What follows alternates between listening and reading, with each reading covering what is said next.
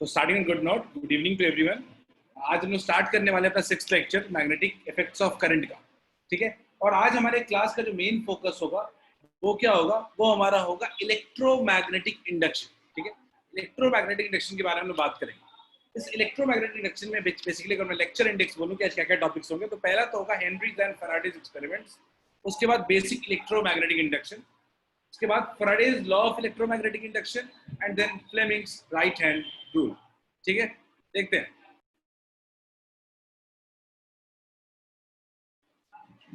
ठीक है, आगे बढ़ते हैं। तो आज हम लोग सिंपल सा थॉट सोचते हैं कि हमने अभी तक क्या पढ़ा था। हमने पढ़ा था कि अगर आप कोई एक वायर में इलेक्ट्रिक करंट फ्लो करता है तो उसके वजह से मैग्नेटिक फील्ड उसके आसपास के रीजन प्रोड्यूस कर सकता है। यानी हम अगर देखें तो हमने ये देखा कि हम इलेक्ट्रिक फील्ड से या हम सिंपल सी बात बोलें कि हम करंट एक इलेक्ट्रिक करंट से क्या करते हैं, हम करंट से हम एक मैग्नेटिक फील्ड प्रोड्यूस कर सकते हैं। बट क्या इसका ऑपोजिट ट्रू हो सकता है? That was the question. ये क्वेश्चन हेनरी ऑफ फैराडे के पास था कि क्या हम मैग्नेटिक फील्ड से करंट जनरेट कर सकते हैं। Is it's vice versa true? इसका वाइस वर्सा ट्रू है क्या? ठीक है, वही चेक करने के लिए हम ये पूरा चैप्टर हम लोग डिस्कस करेंगे। देखते हैं, शुरुआत करते हैं हम लोग हेनरी एंड फैराडे एक्सपेरिमेंट से। हेनरी एंड फैराडे एक्सपेरिमेंट देखते हैं, और हेनरी एंड फैराडे एक्सपेरिमेंट क्या था। ठीक है, तो हेनरी ने क्या किया कि हेनरी ने क्या किया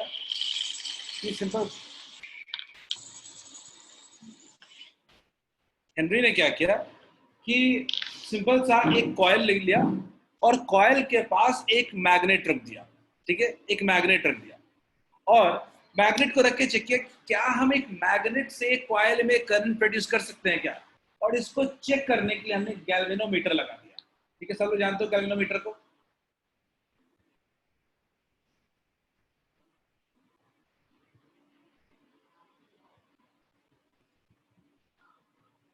हमने क्या लगा दिया, गैल्वेनोमीटर लगा दिया। क्लियर है? तो गैल्वेनोमीटर लगा दिया चेक करने के लिए। तो हमने क्या ऑब्जर्व किया कि एक मैग्नेट की वजह से सीधे सीधे कॉइल के सामने रखे हैं तो कोई भी गैल्वेनोमीटर में डिफ्लेक्शन नहीं हो रहा। ये हमारा ऑब्जर्वेशन था। हमारा फैराडे ने ऑब्जर्व किया कि फैराडे ने कि एक सिंपल सा एक कॉइल के पास एक मैग्नेट को रख देते हैं तो कुछ भी नहीं हो रहा है, कोई करंट प्रोड्यूस नहीं हो रहा है। तो इससे कंक्लूजन ड्रॉ किया उन्होंने कि a magnet in static condition, यानी एट रेस्ट। स्टैटिक कंडीशन का मतलब होता है एट रेस्ट। अगर एक मैग्नेट को एक कॉइल के पास रेस्ट में रख देते हैं तो कोई भी करंट इंड्यूस नहीं होता। ये पहला कंक्लूजन था। इसमें किसी को डाउट है क्या? इसमें किसी को डाउट है? जो यहां तक बताया मैंने, बोला फैराडे का फर्स्ट एक्सपेरिमेंट, एक कॉइल लिया और वायर के पास हमने क्या कर दिया, हमने एक मैग्नेट को रख दिया और चेक किया क्या इस मैग्नेट की वजह से कुछ करंट प्रोड्यूस हो रहा है क्या। तो देखा कि कुछ भी प्रोड्यूस नहीं हुआ। और ये बहुत जनरल सी चीज है, हम भी जानते हैं। सीधा सीधा मैग्नेट रख देंगे तो कोई वायर में करंट नहीं प्रोड्यूस हो जाएगा। ठीक है, तो ये पहला एक्सपेरिमेंट फैराडे का फेल कह सकते हैं, या कह सकते हैं कि नेक्स्ट एक्सपेरिमेंट के लिए बेस बना। अगला देखें, let's look at experiment number 2। Faraday ने दूसरा दूसरा क्या किया कि उन्होंने कॉइल वैसे ही रखा, मैग्नेट वैसे ही रखा, लेकिन इस बार मैग्नेट रेस्ट पे नहीं रखा। इस बार मैग्नेट जो है वो कॉइल की तरफ मूव करने लगे। तो क्या हेनरी ने ऑब्जर्व क्या किया? हेनरी ने ऑब्जर्व किया कि जैसे ही हम मैग्नेट को कॉइल की तरफ मूव करा रहे हैं वैसे ही गैल्वेनोमीटर में एक डिफ्लेक्शन आ गया। क्लियर है क्या? वैसे ही गैल्वेनोमीटर में एक डिफ्लेक्शन आ गया। डिफ्लेक्शन होने का मतलब क्या होता है? करंट पास कर रहा है, करंट पास कर रहा है। क्लियर है क्या?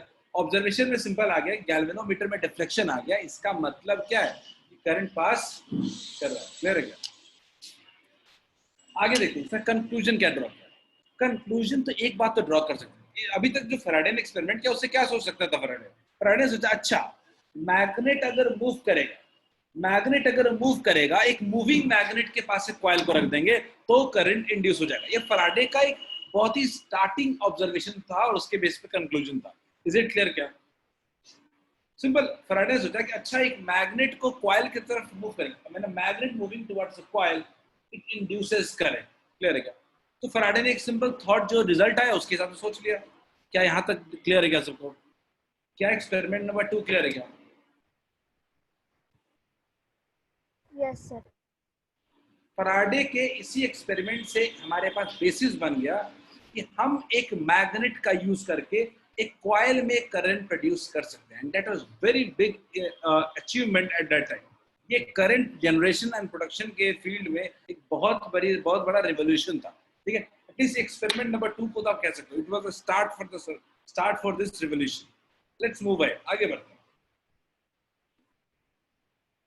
लेट्स लुक एट थर्ड पे क्या देखा कि फैराडे ने क्या किया कि अब मैग्नेट को करीब लेके नहीं जा रहा है, मैग्नेट को दूर लेके जा रहा है। अगेन ही ऑब्जर्व गैल्वेनोमीटर में फिर से डिफ्लेक्शन हो गया, गैल्वेनोमीटर में फिर से उन्होंने क्या ऑब्जर्व किया, डिफ्लेक्शन। लेकिन बस फर्क ये रहा कि जो डिफ्लेक्शन है, अब डिफ्लेक्शन उस डायरेक्शन में नहीं है, बल्कि डिफ्लेक्शन क्या है, ऑपोजिट डायरेक्शन में। डिफ्लेक्शन जो है पहले ऐसे था, देखो गौर से, पहले डिफ्लेक्शन कुछ इस तरीके से था, तो अब डिफ्लेक्शन कैसे हो गया, कुछ इस तरीके से हो गया। क्लियर है क्या? तो उन्होंने क्या ऑब्जर्व किया कि जो डिफ्लेक्शन है उसका डायरेक्शन रिवर्स हो गया। क्लियर है? जो कॉइल में डिफ्लेक्शन है उसका डायरेक्शन रिवर्स हो गया, लेकिन अभी भी डिफ्लेक्शन आ रहा है, यानी अभी भी कह सकते हैं सिंपल, करंट इज प्रोड्यूस्ड, या बेटर वर्ड होता है इंड्यूस्ड। करंट इज इंड्यूस्ड, ठीक है। क्लियर है क्या? तो हमने क्या देखा, अभी हमने देखा करीब लेके जा रहे हैं, टुवर्ड्स लेके जा रहे हैं तो भी करंट इंड्यूस हो रहा है, अवे लेके जा रहे हैं तो भी करंट इंड्यूस हो रहा है। इसका मतलब क्लियर आ गया। अगर सिंपल कंक्लूजन देखो, a magnet moving in vicinity of A coil, vicinity का मतलब क्या होता है, इन a reason, in a space. अगर उस स्पेस में एक मैग्नेट को अगर कॉइल के आसपास के स्पेस में अगर मूव करते हैं, किसी भी तरीके से मूव करते हैं, तो वो कॉइल में करंट इंड्यूस करेगा। क्या क्लियर है आपको? सिंपल, अगर मतलब निकालूं तो मूवमेंट जनरेट्स करंट, ऐसा कंक्लूजन ड्रॉ कर लिया हमने ऐसा एक कंक्लूजन ड्रॉ कर लिया कि कॉइल मैग्नेट का जो मूवमेंट है वही करंट प्रोड्यूस कर रहा है। Is it clear to all of you?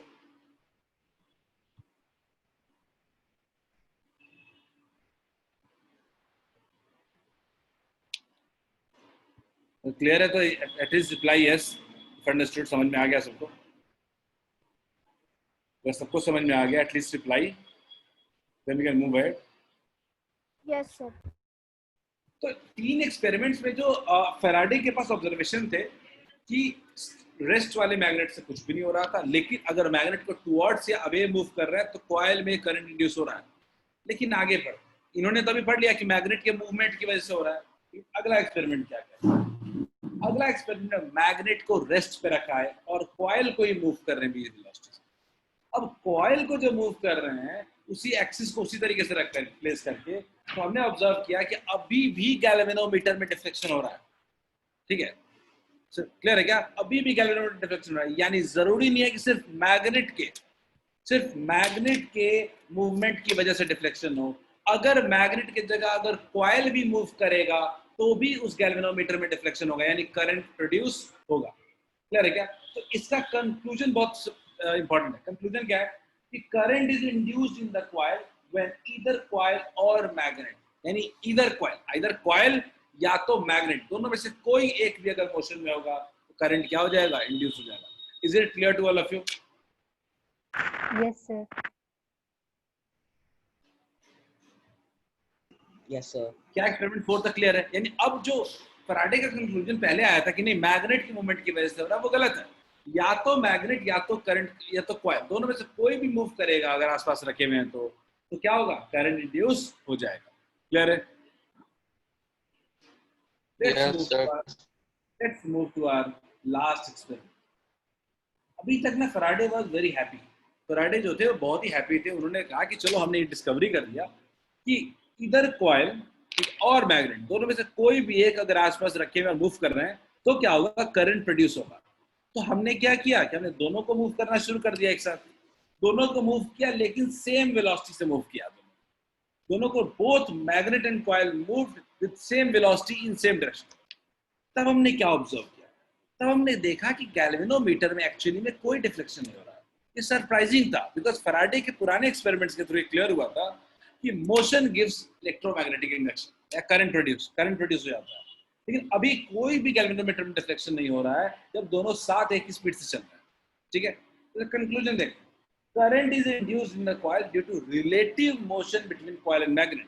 यानी सिंपल सी बात है, कॉइल और मैग्नेट रीजन नहीं है इलेक्ट्रोमैग्नेटिक इंडक्शन का, दोनों के बीच एक रिलेटिव वेलोसिटी जो होती है वो रीजन है इलेक्ट्रोमैग्नेटिक इंडक्शन का। यानी जो कॉइल है और मैग्नेट है दोनों के बीच का सेपरेशन या तो इंक्रीज होना चाहिए या तो डिक्रीज होना चाहिए। अगर दोनों के बीच का सेपरेशन सेम है यानी रिलेटिव वेलोसिटी दोनों के बीच में कुछ भी नहीं है, जीरो है, इसीलिए कहते हैं कि अगर किसी कॉइल में करंट इंड्यूस होना है तो कॉइल और मैग्नेट के बीच एक रिलेटिव वेलोसिटी होना चाहिए। दोनों अगर साथ चलेगा कोई फर्क नहीं पड़ेगा। क्या क्लियर है क्या? Yes, sir. क्या दिक्कत है ऋषि, पूछिए। मैं कह रहा हूँ ऋषि मैं कह रहा हूँ कि मान लीजिए कि हम कॉइल को मूव कर रहे थे, मैग्नेट रेस्ट में था, उस केस में कॉइल दूर जा रहा था, मैग्नेट के साथ उसका डिस्टेंस क्या हो रहा था, चेंज हो रहा था, करंट इंड्यूस हो गया। दूसरा केस में हमने कॉइल को रेस्ट में, मैग्नेट को रेस्ट में रख दिया, कॉइल को मूव कर रहे हैं, इसमें भी दोनों के बीच का सेपरेशन चेंज हुआ। लेकिन इस केस में दोनों के बीच का सेपरेशन चेंज होगा क्या? मैं कह सकता हूँ कि दोनों के बीच का जो सेपरेशन है बिल्कुल क्या रहेगा, यूनिफॉर्म रहेगा। क्लियर है क्या? रिलेटिव मोशन का मींस एक दूसरे के रिस्पेक्ट में डिस्टेंस चेंज होना। क्लियर है? मैं सिंपल सी बात कह रहा हूं कि क्या कॉइल और मैग्नेट के बीच का सेपरेशन चेंज हो रहा है ऋषि? नहीं हो रहा है ना। तो अगर चेंज नहीं हो रहा है इसका मतलब एक दूसरे के रिस्पेक्ट में वो, जब मैग्नेट कॉइल को देखेगा तो वो क्या कहेगा, रेस्ट में, और कॉइल भी मैग्नेट को देखेगा तो क्या कहेगा, रेस्ट में, क्योंकि दोनों के बीच का सेपरेशन चेंज नहीं हो रहा है। क्लियर है क्या? तो हमने ऑब्जर्व किया, एक बहुत बड़ा कंक्लूजन आया कि एक्चुअली में मोशन का कोई लेना देना नहीं है। अगर कॉइल और मैग्नेट के बीच में मोशन होते हुए भी अगर रिलेटिव सेपरेशन चेंज नहीं हो रहा है, इसका मतलब है कि कोई भी इलेक्ट्रोमैग्नेटिक इंडक्शन नहीं हो। क्लियर? कंक्लूजन जो आया है बहुत important, current is induced in the coil due to relative motion between current coil and magnet। Coil और मैग्नेट के बीच के रिलेटिव मोशन की वजह से कॉइल में करंट इंड्यूस हो रहा है। क्या क्लियर है सबको? Yes, sir. बाकी लोग? Yes, sir. Yes, sir. Yes, sir. If it's clear तो चैट में डालो। दैट इज क्या हमारे पांचों एक्सपेरिमेंट क्लियर है? अब पूरे पांचों एक्सपेरिमेंट को देखो। फैराडे का जो एक्सपेरिमेंट, पहला एक्सपेरिमेंट ने बोला रेस्ट में होगा तो कुछ नहीं होगा, ठीक है। अब इसमें भी कोई सेपरेशन चेंज नहीं हो रहा था। दूसरा में हम मैग्नेट को कॉइल के तरफ लेके जा रहे हैं, ठीक है। श्रुति मैं फिर से रिपीट कर रहा हूँ, देखिए मैंने बोला फर्स्ट केस में कॉइल और मैग्नेट के बीच का सेपरेशन बिल्कुल क्या है, कांस्टेंट है, चेंज नहीं हो रहा। इसका मतलब कोई भी इलेक्ट्रोमैग्नेटिक इंडक्शन नहीं हो, ठीक है। आगे बढ़, सेकंड बार कॉइल और मैग्नेट जो है उनके बीच का सेपरेशन डिक्रीज कर रहा है, चेंज कर रहा है। इसका मतलब क्या होगा, गैल्वेनोमीटर में हमें डिफ्लेक्शन मिलेगा, कुछ ना कुछ करंट क्या होगा, इंड्यूस होगा। फिर थर्ड एक्सपेरिमेंट में अवे लेके जा रहे हैं, फिर से उन दोनों के बीच का डिस्टेंस क्या हो रहा है, चेंज कर रहा है। अगेन क्या होगा, इसमें इलेक्ट्रोमैग्नेटिक इंडक्शन होगा, करंट प्रोड्यूस करेगा। फिर चौथा कंक्लूजन, चौथा क्या होगा, चौथा कॉइल मूव करेगा। अगेन इसमें भी दोनों के बीच का सेपरेशन चेंज होगा तो इलेक्ट्रोमैग्नेटिक इंडक्शन होगा। पांचवें में दोनों सेम स्पीड से चल रहे हैं, दोनों सेम स्पीड से चल रहे हैं तो दोनों के बीच का रिलेटिव मोशन क्या है, जीरो, रिलेटिव वेलोसिटी क्या है, जीरो। कुछ भी इलेक्ट्रोमैग्नेटिक इंडक्शन नहीं होगा। क्लियर है क्या? हो गया? सबको समझ में आ गया? श्रुति? Yes, sir. कि आपका पूरा का पूरा हेनरी एंड फैराडे एक्सपेरिमेंट है। तो आखिर हेनरी एंड फैराडे का फाइनल कंक्लूजन क्या है, यही है क्या? देखिए तो क्या हेनरी एंड फैराडे इस एक्सपेरिमेंट के साथ बैठ सकते थे क्या कि current is induced in the coil when relative separation between coil and magnet changes. ठीक है, जो करंट जो होता है कॉइल में इंड्यूस होता है वो तभी होता है जब कॉइल और मैग्नेट के बीच का रिलेटिव सेपरेशन क्या हो, चेंज हो। क्लियर है क्या? सर रिलेटिव सेपरेशन मतलब दोनों के बीच का डिस्टेंस। अभी कॉइल ऐसे है, अभी कॉइल मान लेते हैं, अभी कॉइल ऐसे है और थोड़ी देर के बाद कॉइल और मैग्नेट ऐसे है, दोनों के बीच का डिस्टेंस क्या हो गया, चेंज हो गया क्या? क्लियर है? इसको कहते हैं रिलेटिव सेपरेशन। क्या सबको समझ में आ गया इलेक्ट्रोमैग्नेटिक इंडक्शन?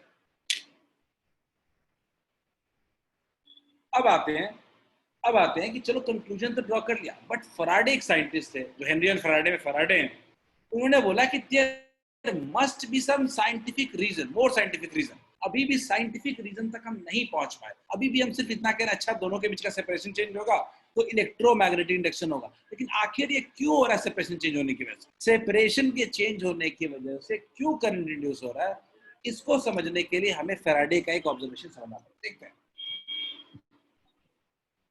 गौर से देखिए। अभी ये इनिशियल है,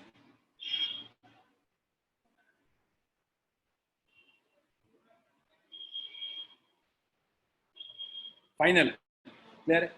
इनिशियल गौर से देखिए, इनिशियल और फाइनल के बीच, दोनों के बीच का सेपरेशन क्या है? डिफरेंट है, क्योंकि हम कॉइल को क्या, मैग्नेट को क्या कर रहे हैं? कॉइल की तरफ लेके जा रहे हैं। तो गौर से देखिए, इस वक्त इसमें कितने फील्ड लाइंस पास कर रहे हैं? 3 4, 3, 4, और अभी कितने पास कर रहे हैं? क्लियर है क्या? यानी इसका मतलब ये है कि आप क्या हो रहा है कि दोनों केस में रिलेटिव सेपरेशन चेंज होने के साथ साथ, दोनों में क्या हो रहा है? नंबर ऑफ फील्ड लाइन जो कॉइल से पास कर रहे हैं वो क्या हो रहे हैं? चेंज कर जा रहे हैं। क्लियर है क्या? तो क्या मैं ऐसा कह सकता हूँ फील्ड भी चेंज हो जा रहा है? फील्ड भी डिपेंड करता है नंबर ऑफ फील्ड लाइंस पे। तो यहाँ पे फील्ड कम है और यहाँ पे फील्ड लेस है। यहाँ का फील्ड क्या है? हाई है। क्लियर है क्या सबको? क्या साइंटिफिक रीजन समझ में आया क्या? साइंटिफिक रीजन है कि एक्चुअली सेपरेशन चेंज होने की वजह से कुछ नहीं होता है। हो क्यों रहा है? बिकॉज जब आप कॉइल को क्लोज या फार रखे जाते हो तो उसके वजह से जो मैग्नेट की वजह से फील्ड लाइंस है वो कॉइल से पास जितना कर रहे हैं वो क्या होते हैं? चेंज जाते हैं।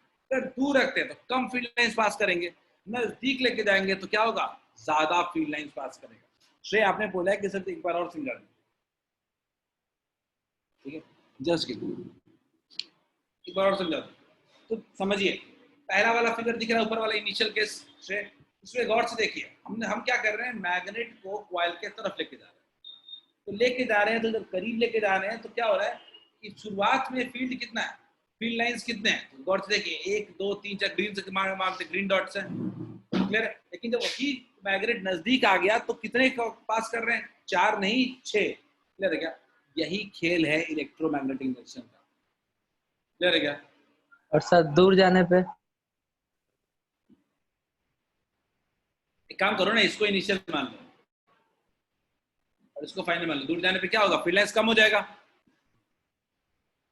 तो सिंपल सा कंक्लूजन ड्रॉ कर सकते हैं कि अगर किसी कॉइल में मैग्नेटिक फील्ड लाइंस अगर चेंज होंगे, इसका साफ मतलब, या number of magnetic field lines change होंगे, इसका साफ मतलब है क्या होगा? उसमें इसका साफ मतलब है कि उसमें इंडक्शन होगा। फिर अगर यानी कोर रीजन सेपरेशन नहीं है, जो हमारे एक्सपेरिमेंट से आया था, core reason change in number of magnetic field lines through the coil है। क्लियर है क्या सबको? Is it clear to all of you? Yes, sir.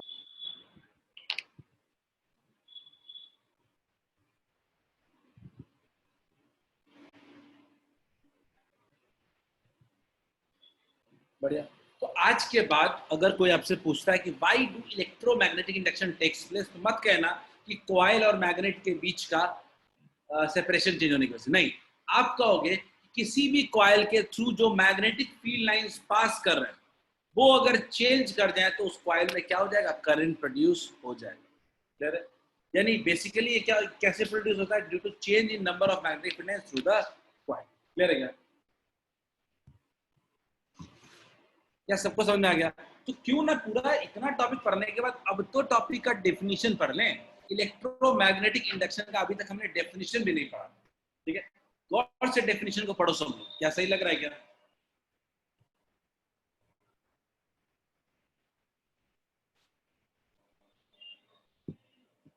आप दूसरे वाले को फोकस करो, आप दूसरे वाले को फोकस करो।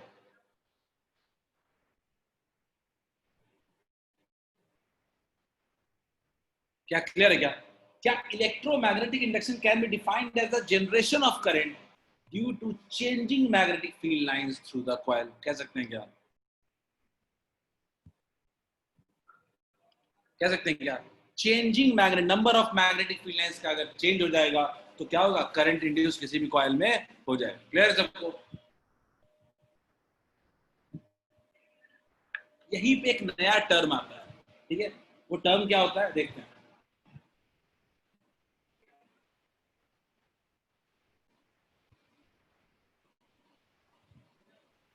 Magnetic flux. ये मैग्नेटिक फ्लक्स क्या है?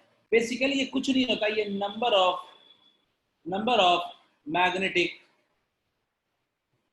Field lines. क्लियर है? इसको कहते हैं magnetic flux. Clear? Magnetic flux equal to number of magnetic field line. तो कभी कभी ना मैग्नेटिक फ्लक्स भी अगर पूछ दे आपसे, तो आप आराम से क्या कह सकते हो, number of magnetic field lines. Clear है क्या सबको?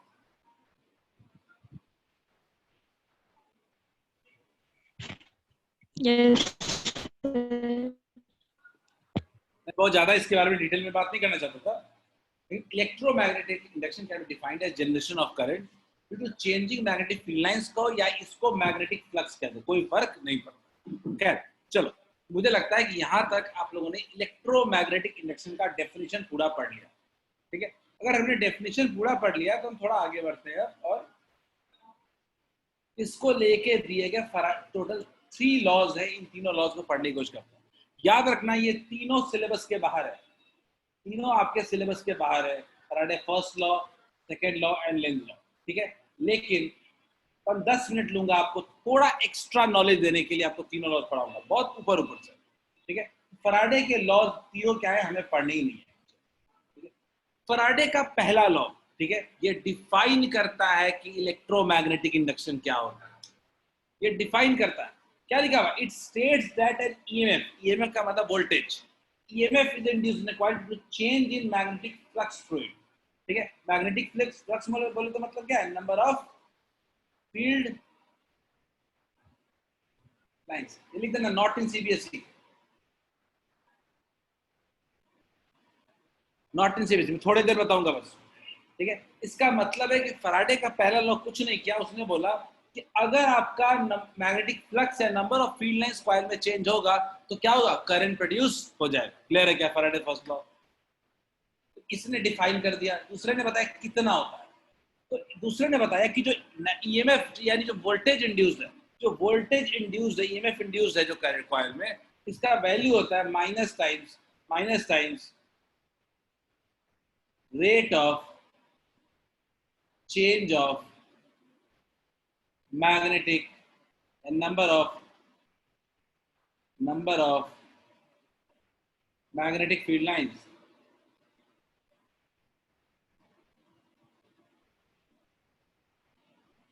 Rate of change of number of magnetic field lines, ये दूसरा फैराडे का लॉ है। ठीक है, इसके बारे में भी हम बहुत ज्यादा बात नहीं करेंगे, बिकॉज अगेन हमें मैथमेटिकल फॉर्म इसका नहीं जानना। लेकिन थर्ड लॉ पूजा, फर्स्ट लॉ समझ में आ गया? फर्स्ट लॉ तो डेफिनेशन था। पूजा फर्स्ट लॉ आ गया समझ में? Yes, sir. पूजा आपने सेकंड वाला पूछा है, फर्स्ट समझ में आया क्या? बढ़िया, सेकंड समझ लीजिए।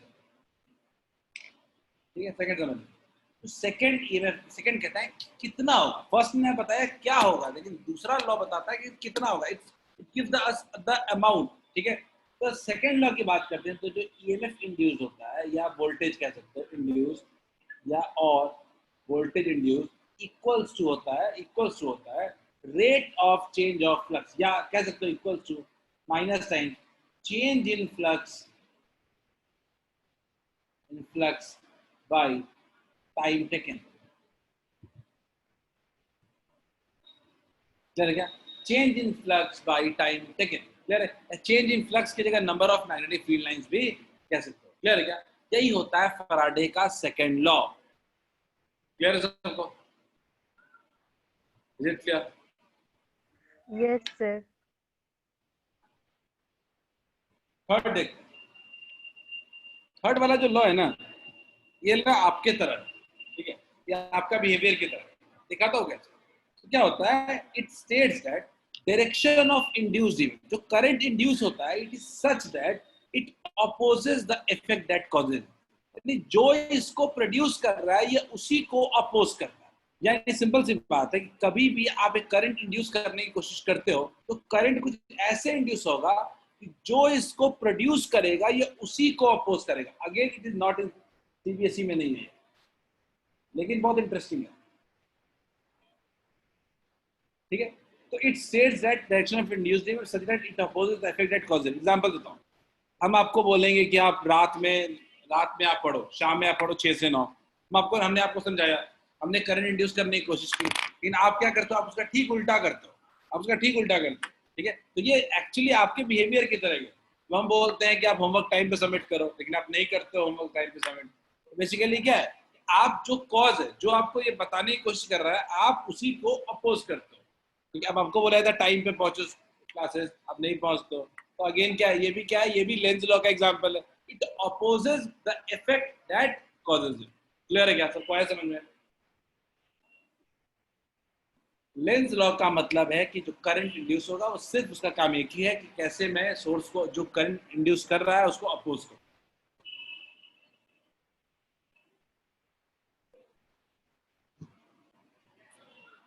लेकिन बिना एग्जाम्पल का तो समझ में आएगा नहीं, क्यों ना कुछ एग्जाम्पल्स करते हैं।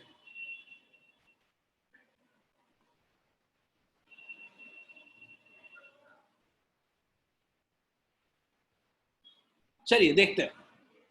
अब मैं क्या चाह रहा हूं, मैं चाह रहा हूं कि इस मैग्नेट को ना कॉइल के तरफ लेके जाओ।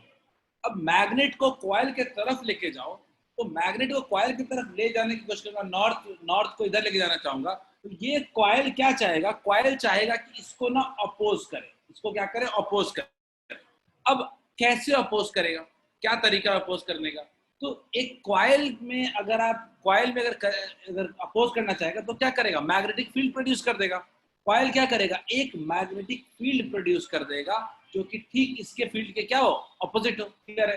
कैसे प्रोड्यूस कर सकता है,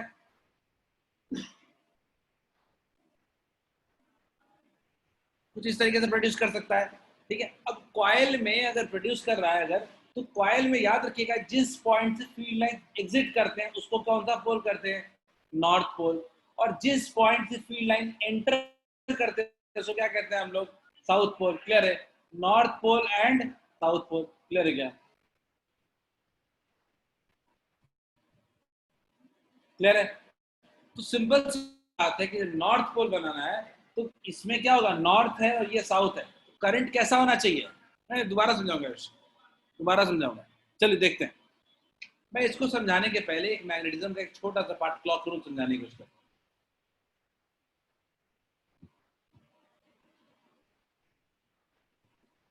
मैं आपको एक दूसरे तरीके से समझाने की कोशिश करता हूँ।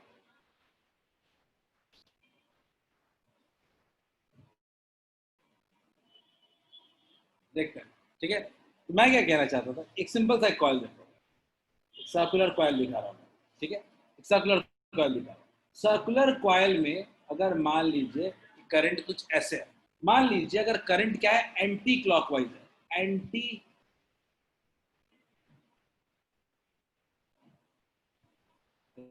करंट क्या, एंटी क्लॉकवाइज। तो आप मुझे बताओ कि इसका मैग्नेटिक फील्ड लाइंस कैसा होगा, इसका मैग्नेटिक फील्ड कैसा होगा? तो क्या कुछ ऐसा होगा क्या, गौर से देखो सब लोग, क्या कुछ ऐसा होगा क्या, कुछ इस तरीके से होगा क्या? तो क्या ये कुछ आउटवर्ड होगा क्या, आउटवर्ड होगा क्या? ये मैग्नेटिक फील्ड का डायरेक्शन है। तो मैग्नेटिक फील्ड का डायरेक्शन देख करके हम बता सकते हैं कि जिस पॉइंट से फील्ड बाहर आ रहा है उसको हम क्या नाम देते हैं, नॉर्थ पोल। तो इसके अपोजिट वाला एंड क्या हो जाएगा, साउथ पोल। क्लियर है क्या? यानी याद से याद रखना है कि कभी भी कॉइल में अगर आपको एंटी क्लॉकवाइज दिख रहा है, मतलब कि उस साइड कॉइल का क्या, कौन सा पोल होगा, नॉर्थ पोल। अगर क्लॉकवाइज दिख रहा है अगर, तो क्या कहेंगे हम लोग, साउथ पोल। या ठीक उल्टा, अगर नॉर्थ पोल बन रहा है कहीं पे, इसका मतलब कौन सा डायरेक्शन है, एंटी क्लॉकवाइज। और अगर साउथ पोल बन रहा है तो डायरेक्शन क्या होगा, क्लॉकवाइज। क्लियर है क्या? यानी इस केस में मेरा अपोज करना है तो अपोज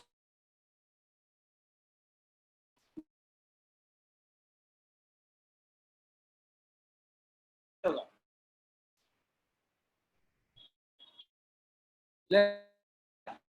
या anti clockwise direction. Is it clear to all of you? क्या पहला एग्जांपल समझ में आया क्या? सर एक बार और बता दीजिए। समझ में आया क्या? क्यों ना एक और कर, जल्दी देखो तुम। मैं लेंथ लॉ का एग्जांपल दे रहा हूँ। अब नॉर्थ पोल को दूर लेके जा रहा है, तो ये क्या चाहेगा? ये अपोज करता है जो भी। यानी अगर दूर लेके जा रहे हो तो अट्रैक्ट करेगा, नजदीक लेके आ रहे हो तो क्या करेगा? रेपेल करेगा। तो नॉर्थ को दूर लेके जा रहे हैं तो कौन सा पोल बनाएगा? ये साउथ पोल। क्लियर है क्या? साउथ पोल का मतलब क्या? साउथ पोल का मतलब क्या होगा? Clockwise, anti clockwise. क्या तुमने पढ़ा है? साउथ का मतलब क्लॉकवाइज। करंट कैसा होना चाहिए? क्लियर है? Just one second.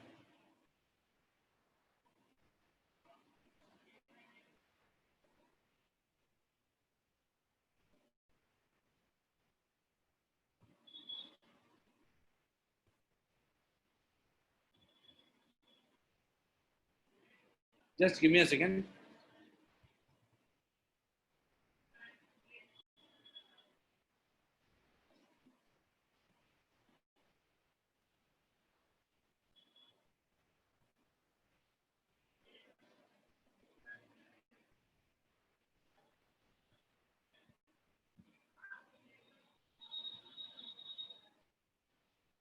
Just give me a second. थोड़ा मेरा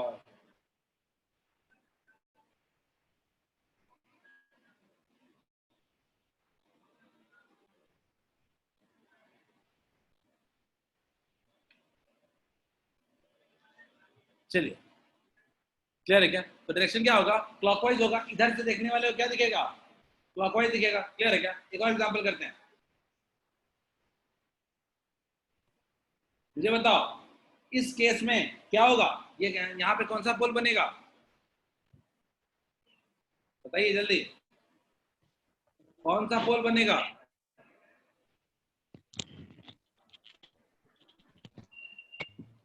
अभी बताइए। साउथ पोल को टुवर्ड्स लेके जा रहे हैं, नॉर्थ।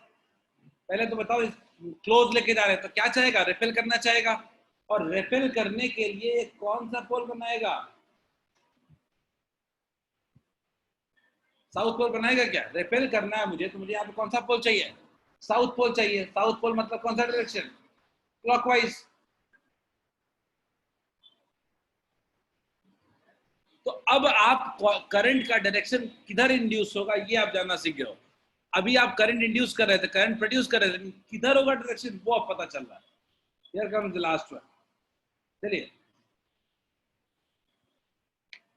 इसमें बताइए।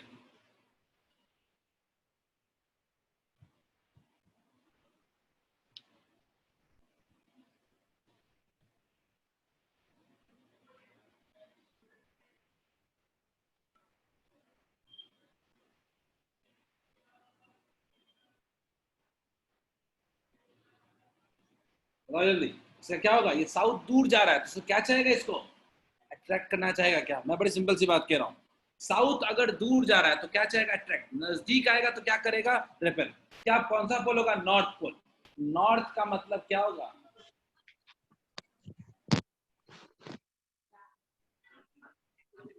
क्लियर है क्या सबको? क्या सबको लेंथ लॉ क्लियर है क्या?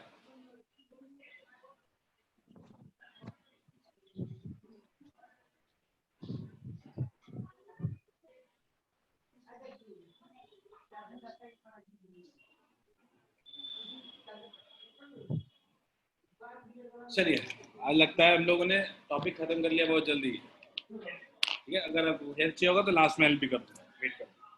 ठीक है, खैर आगे बढ़ते हैं।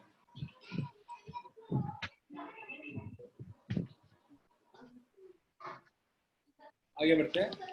आज अब बात कर रहे हैं फ्लेमिंग्स राइट हैंड रूल की बात कर रहे हैं। फ्लेमिंग्स राइट हैंड रूल पहले क्या होता है और इसके पहले का एक बेसिक थोड़ा समझना बहुत ही जरूरी है। ठीक है, वो समझते हैं।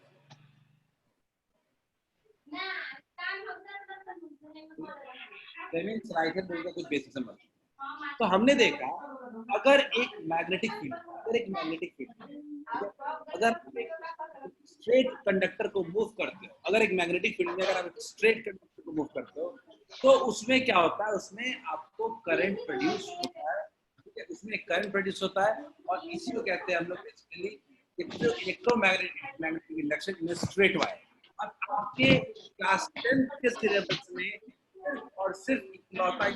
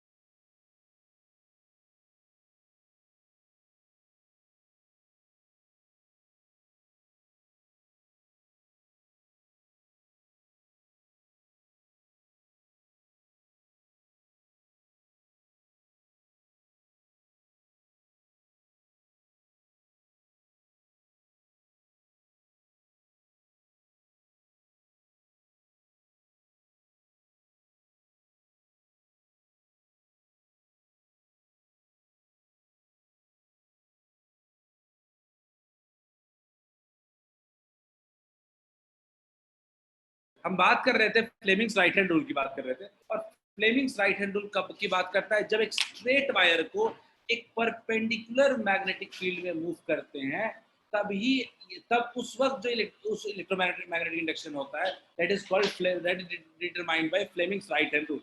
फ्लेमिंग्स राइट हैंड रूल होता क्या समझते हैं? तो ये 3 फिंगर्स का यूज है, ठीक है, 3 फिंगर्स का यूज है। सबसे पहले समझिएगा, याद रखिएगा, ये मोशन शो करता है उस वायर के मोशन को। ये जो आपका थंब है, थंब शो करता है वायर के मोशन को। ये शो करता है डायरेक्शन ऑफ फील्ड, ठीक है, और ये शो करता है direction of induced current. Clear है क्या? ये आपका डायरेक्शन ऑफ इंड्यूस्ड करंट है। मैं एग्जांपल देता हूं, देखते हैं।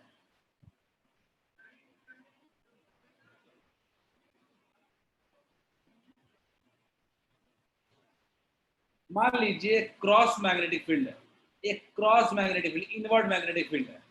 क्लियर है? इस इनवर्ड मैग्नेटिक फील्ड में मान लीजिए कि कोई वायर है और वो ऐसे मूव कर रहा है।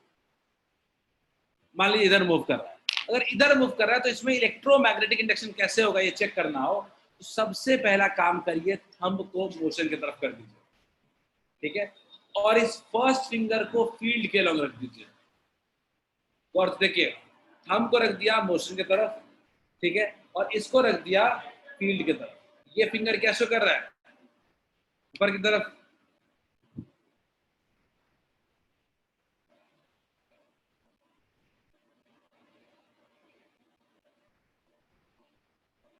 क्लियर है क्या? ये क्या शो कर रहा है? ये ऊपर की तरफ डायरेक्शन शो कर रहा है। क्या सबको आया समझ में क्या?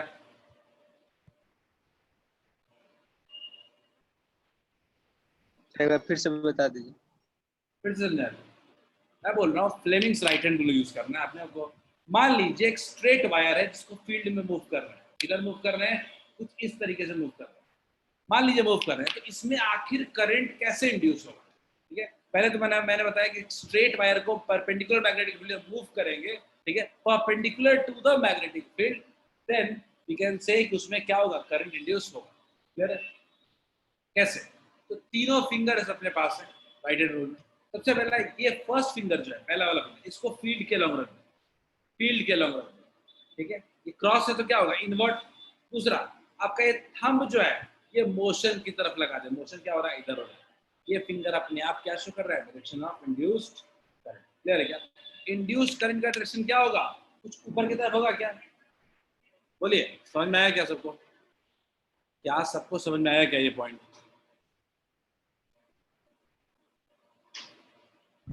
टेंशन नहीं, और बहुत से क्वेश्चन करेंगे। Fleming's right hand rule simple, एक स्ट्रेट वायर में करंट का डायरेक्शन कैलकुलेट, ये फाइंड आउट करने का तरीका। इसको देखिए, सबसे पहला पॉइंट नोटिस कीजिएगा, क्या वायर, फील्ड और मोशन तीनों एक दूसरे के परपेंडिकुलर है कि नहीं? पहला चीज, तभी ये रूल की बात करेंगे। गौर से देखिए,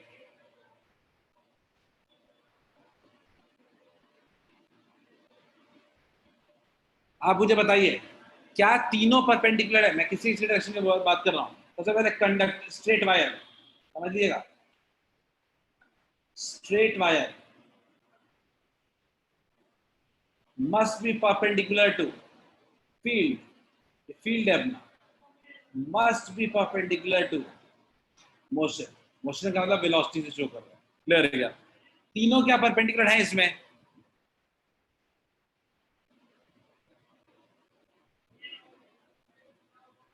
कौन नहीं है?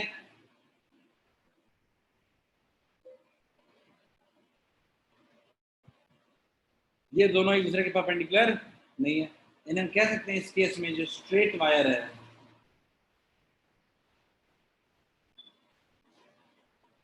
Is parallel to magnetic field. इसमें कोई भी इंडक्शन नहीं होगा, और इंडक्शन क्या होगा? करंट इंड्यूस कितना होगा? बोले क्लियर है क्या? Induce current will be zero. क्या पहला पॉइंट, पहला एग्जांपल क्लियर है क्या सबको?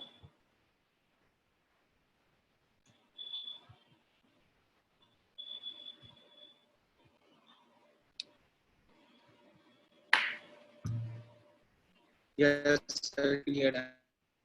डाउट है क्या? प्लीज चैट में रिप्लाई करो ताकि मैं समझ सकूं कि क्लियर है कि नहीं, अदरवाइज मैं आगे बढ़ूंगा। ये इस एग्जांपल को करने की कोशिश करते हैं सब लोग। Everyone try this one. इसमें करंट का डायरेक्शन क्या होगा?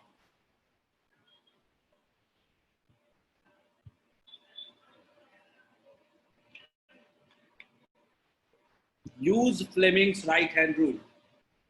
Firstly put first finger को आप फील्ड के अलॉन्ग अलाइन करें। सेकंड फिंगर को, थंब को मोशन की तरफ अलाइन करें।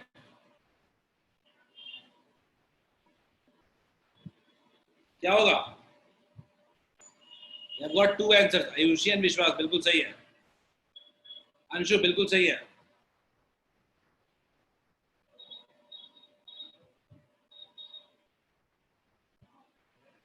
श्री बिल्कुल सही है। फील्ड का डायरेक्शन ऐसे, मोशन का डायरेक्शन ऐसे, इधर करंट का डायरेक्शन क्या होगा? ऊपर की तरफ। क्लियर है क्या?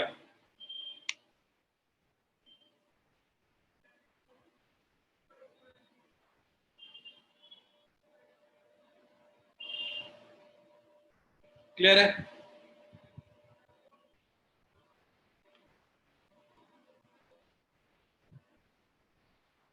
Last example for the day, last example करते हैं। इसको करो, Fleming's left hand rule use करो।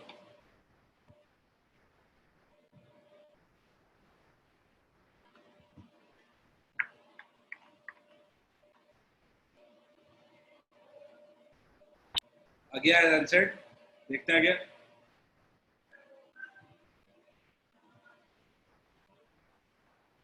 बिल्कुल सही अंशु। विश्वास 100% करेक्ट।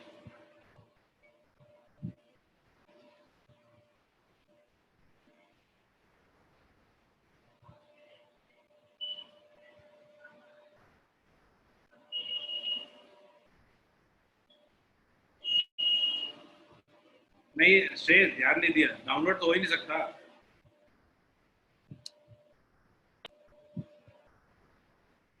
डाउनलोड तो हो ही नहीं सकता।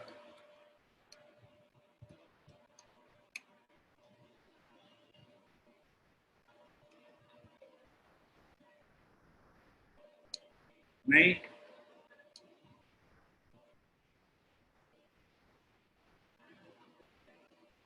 आई थिंक गलत टाइप हो गया विश्वास मेरी तरफ से। क्या होगा इसका answer? You have got only 3 answers, 4 आ गया, अंशु, विश्वास एंड श्रेय। तो श्रेय आंसर इज रॉन्ग। नहीं, श्रेय is given correct answer, very good. Raghavendra गलत है, राघवेंद्र देखो एक बार।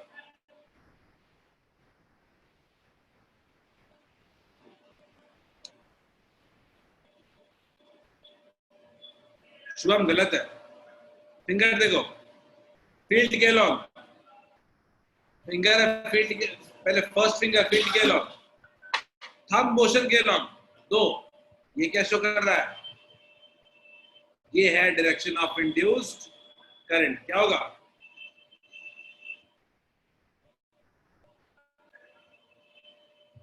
क्या लिख सकते हैं इसको? लेफ्टवर्ड्स। क्लियर है क्या शुभम? समझ में आया? आयुषी करेक्ट है।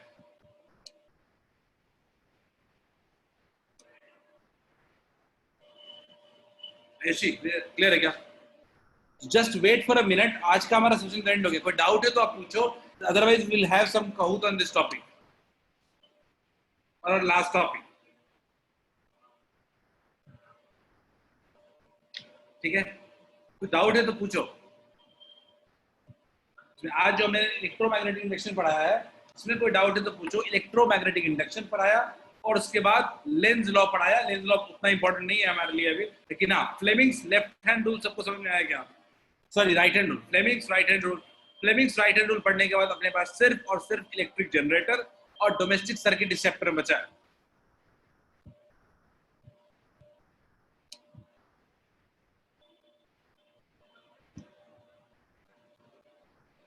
कोई भी डाउट है पूछ सकते हो।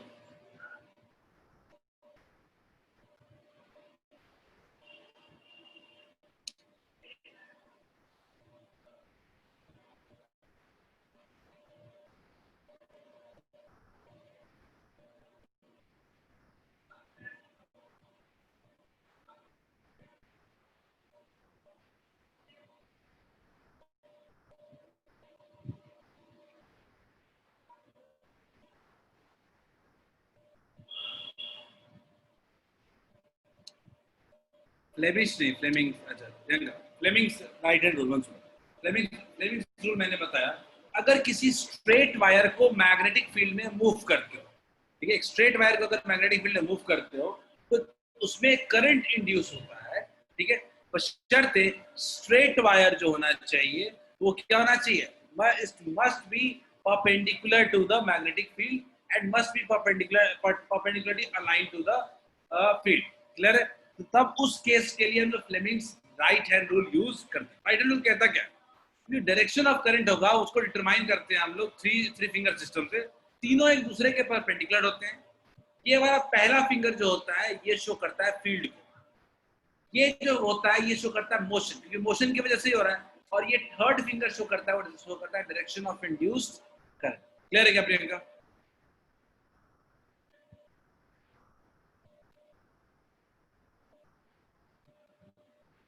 क्लियर है? क्यों ना एक कौ सेशन करते हैं हम लोग। ठीक है, देखते हैं। एक छोटा कौ होता है,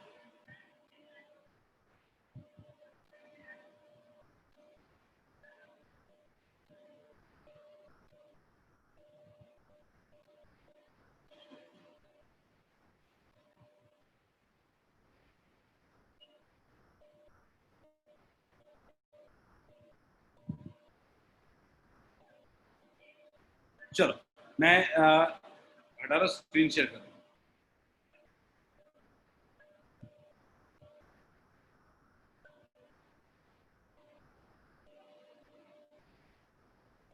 ठीक है, मैं स्क्रीन शेयर कर रहा हूँ आपको और स्टार्ट करता हूँ।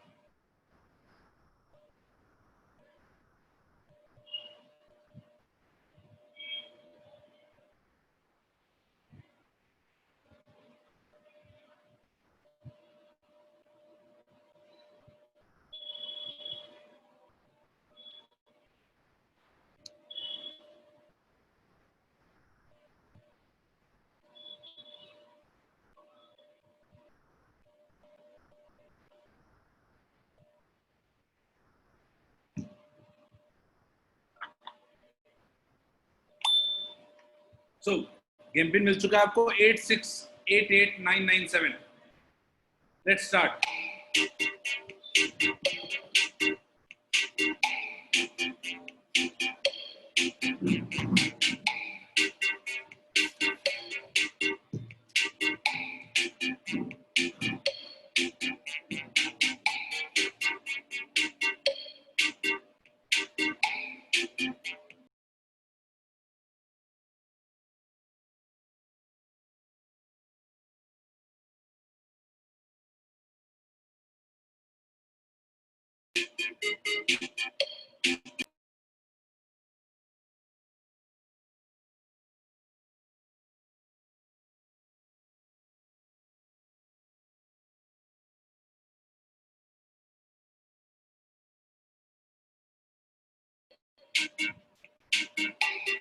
only 9 have joined.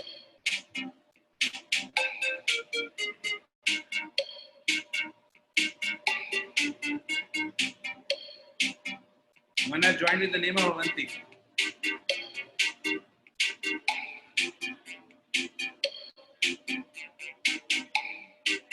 चलो मैं स्टार्ट करता हूँ। Last 1 minute join.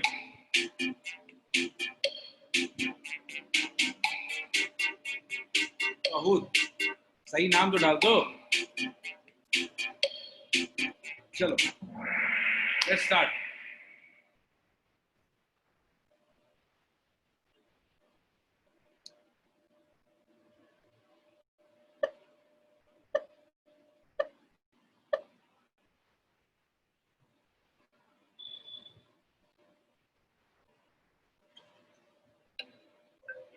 तो 5 ही क्वेश्चन है।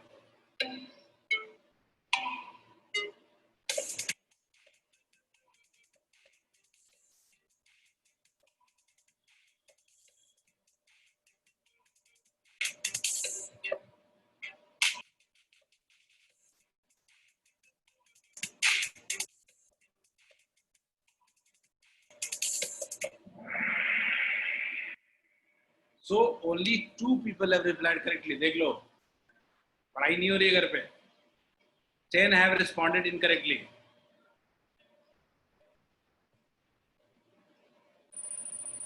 शुभम एंड शिक्षा, वेरी गुड। आगे बढ़ते हैं।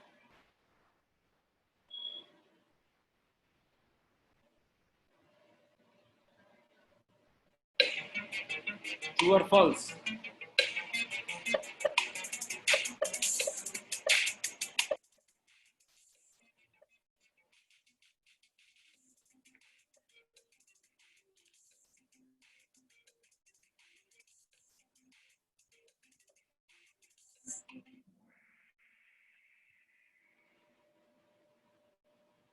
मात्र 3 लोगों ने सही आंसर दिया है। मतलब करंट से यूनिवर्सिटी का क्वेश्चन होगा। अवंती, कौन है अवंती के नाम से?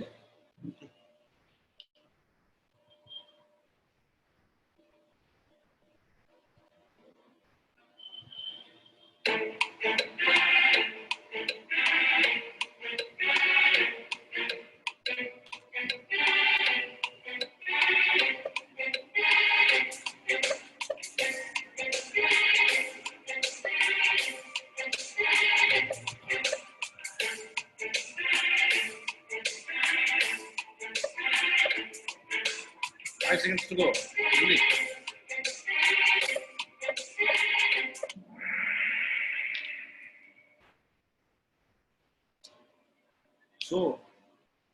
में two are correct answers. बढ़िया. Shubham, Raghavendra, very good.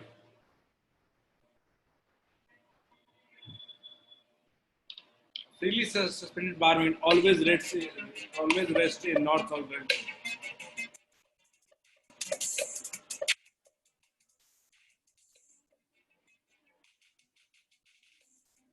ये जल्दी रिप्लाई कर रहे हो, पता चला सबका ही गलत है.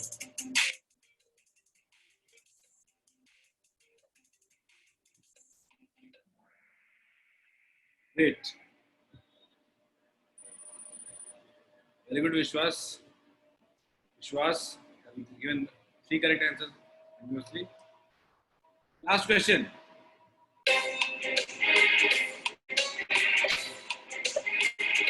तो कई बार वर्ड यूज किए हम लोग.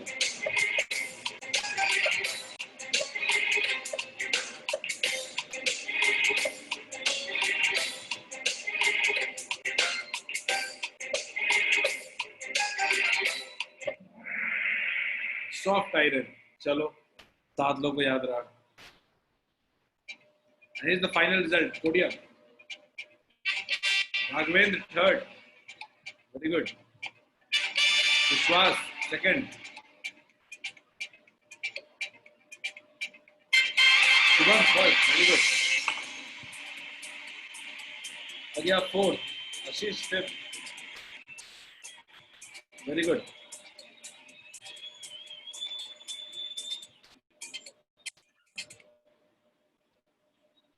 चलो let's end the class for today. आज के क्लास में हमारा इतना ही था टॉपिक. हमारा टॉपिक खत्म हो चुका है. नेक्स्ट क्लास में अपन जनरेटर पढ़ेंगे और डोमेस्टिक सर्किट पढ़ेंगे. हमारा लेक्चर खत्म हो जाएगा. नेक्स्ट क्लास में I will finish off the chapter. पूरे चैप्टर को मैं खत्म करूंगा नेक्स्ट क्लास में. चलो enjoy the evening. I don't think आपकी कोई और क्लास है आज. बाय.